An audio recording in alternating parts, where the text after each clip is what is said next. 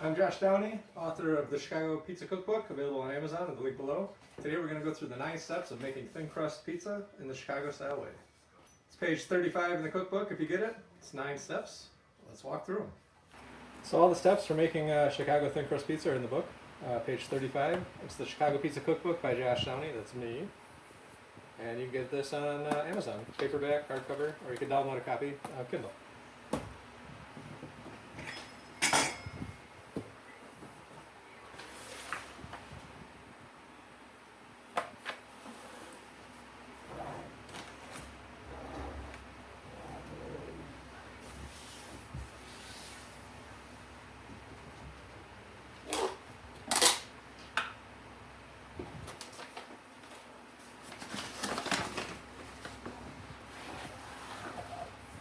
For step 1, we're going to roll out the dough on a floured surface. First thing we want to do is flour our surface or bench or whatever you want to call it. We're going to take some of our dough that we made. This was made 5 days ago. You can do it the same day. If you wait 8 to 12 hours, you can do it the next day. You can do it up to a week later. Anything after a week, the yeast starts to really die off and your texture will be very thin, crispy, and not aerated, but still usable. It'll be very strong in flavor though. We're going to take about half of our dough here. This is the sourdough recipe. We're going to roll it out. When we're rolling out, we're going to go middle out. So I'm going to come back with the rolling pin, but I'm not putting pressure. And then I'm going to put pressure when I get about halfway in. Rotate our dough as needed. Trying to keep it as much of a circle as we can. Simply because what we're going to try and do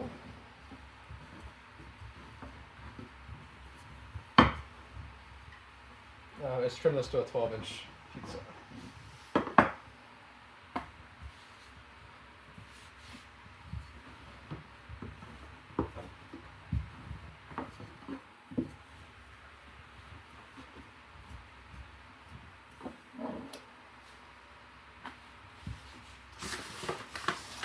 Add more flour as you need it.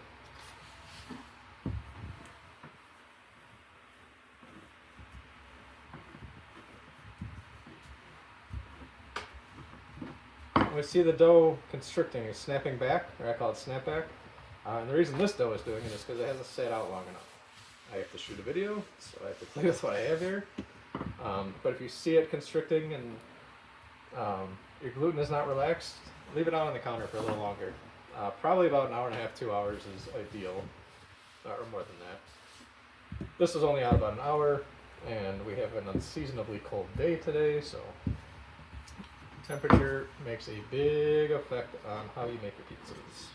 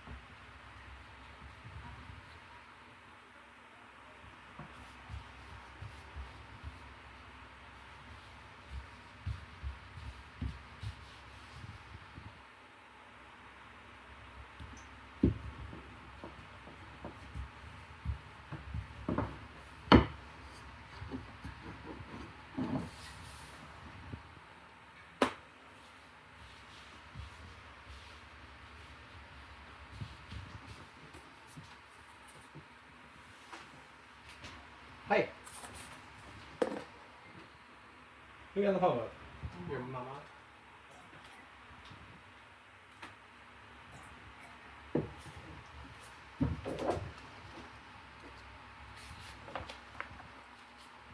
So step 1 was to roll out our dough on a floured surface as thin as we want it. Step 2, we're going to use a 12-inch pizza circle and we're going to trim a 12-inch crust.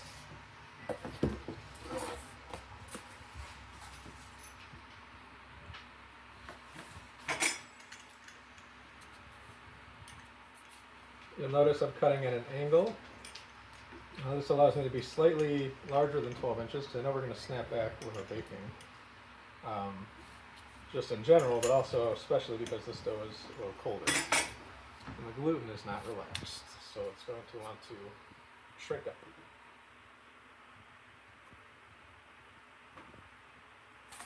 There we go.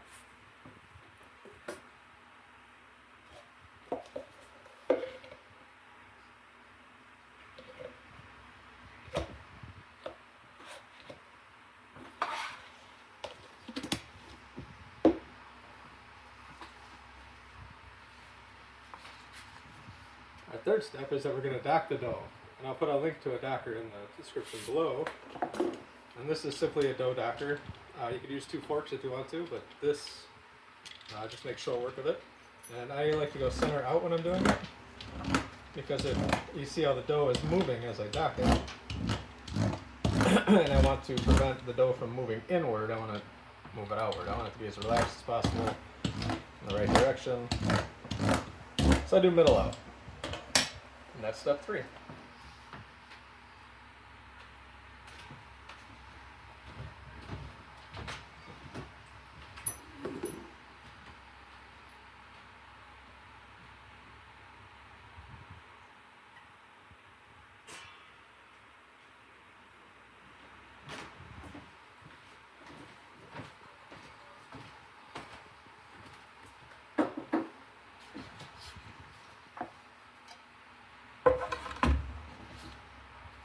So for step 4, we're going to dust our wooden peel. And we can dust our peel with flour. We could use breadcrumbs, we could use cornmeal, we could use semolina flour. I like to use whatever flour was used in the dough on my peel. So in this case, it was just a plain white flour, so I could use breadcrumbs or Sarasota flour, which is what I use for the dough. I'll use breadcrumbs. I got a ton of breadcrumbs on hand, so why not? Why not? So why not? It's probably not going to show up on the camera because the breadcrumbs are basically the same color as this peel. And now we're going to look at step 5, which is going to be moving the dough onto the peel.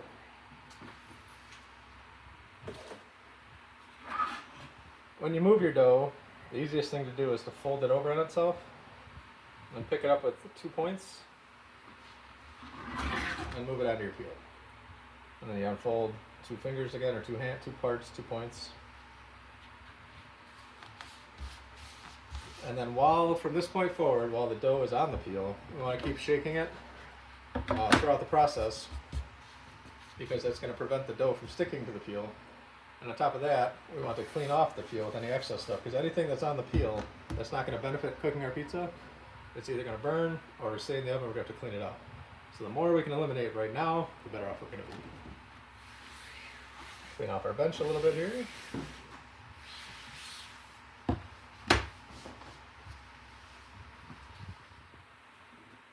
So step 6 is putting sauce on the pizza. For my preference for Chicago Thin Crust Pizza, I just use crushed tomatoes and I don't do anything to them. I do it straight out of the can. This is a good consistency. Let me get a spoon here.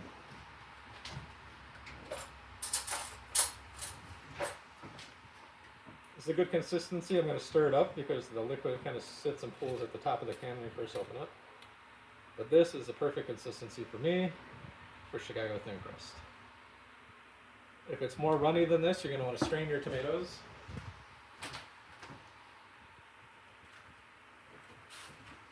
So for instance, this is another brand of crushed tomatoes, and you can see the amount of liquid we came out of here. You know, that's a lot. So we strain it if it's a very wet mix until we get the consistency that we're looking for.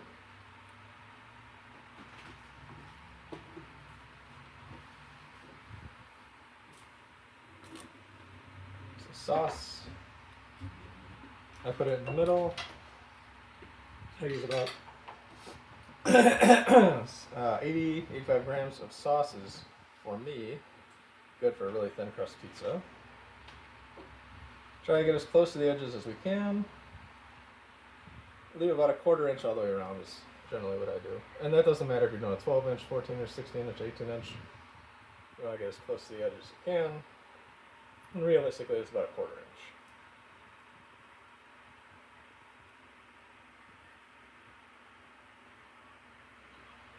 Spread it out pretty evenly, and we're good to go. This spot's a little heavy, this spot's a little light. Not going to matter so much as the pizza heats up, everything cooks. It's going to level out a little bit. So this is perfect. What are you doing? I got paid taxes.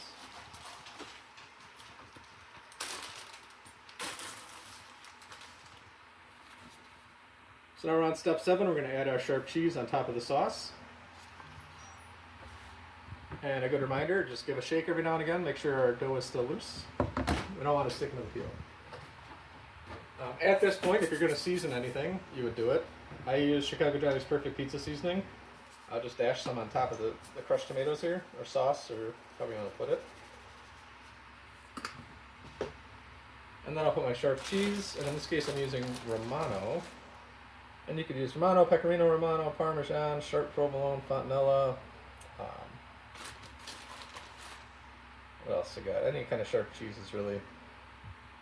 And these, I define sharp cheeses as part of the definition is that they don't really melt as well as like a mozzarella or provolone, or fontina or cheddar or anything like that. So they're a little drier, usually aged. They have some funk to them. And again, I'm just cleaning off the peel of any excess stuff.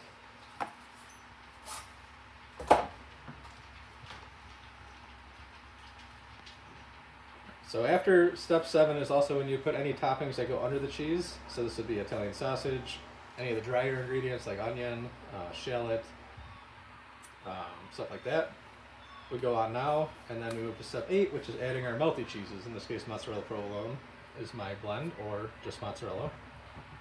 And when you're using mozzarella, you want to use whole milk, low moisture mozzarella. I know, buddy. Like, we're gonna wash our sheets so you can go and just roll in on our sheets.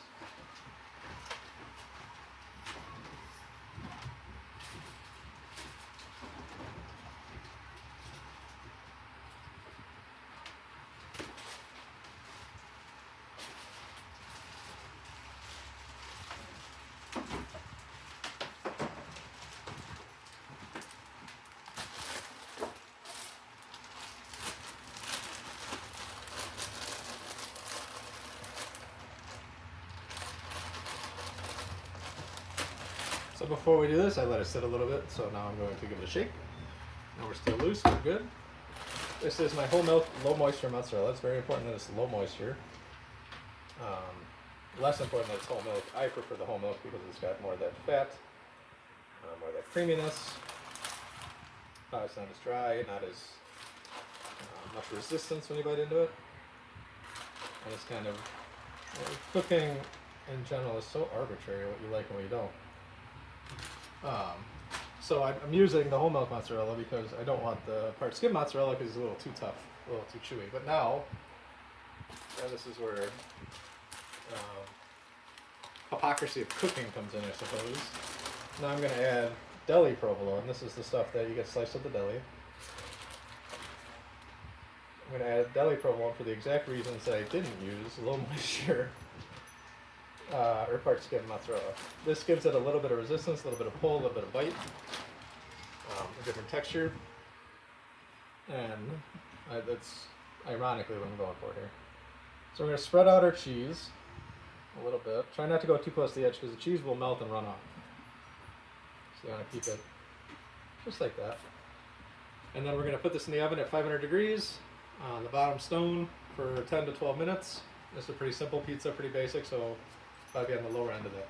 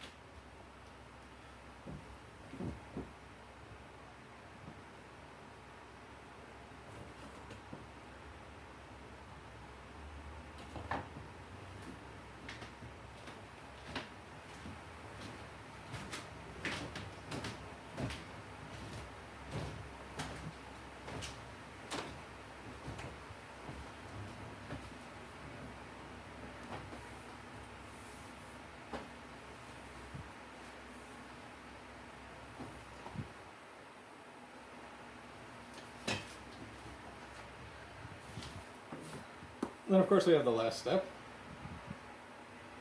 baking.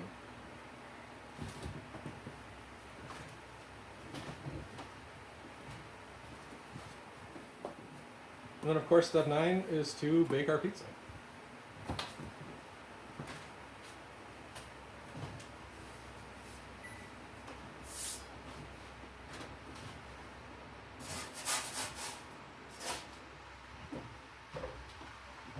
This beauty.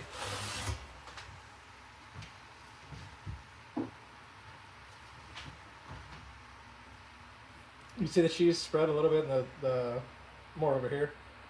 The sauce didn't move as much, but underneath the cheese, as the fat started to get in there, the sauce spread out a little bit, and so those high spots are lower, and those lower spots are higher. It's a beautiful pizza. It's crispy. You can see, hold it up by 2 fingers. It's hot.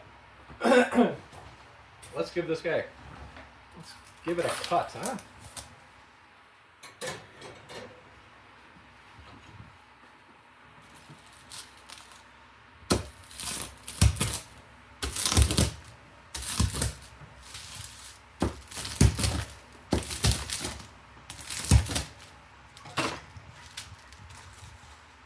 There you have it, 12-inch thin crust Chicago style pizza.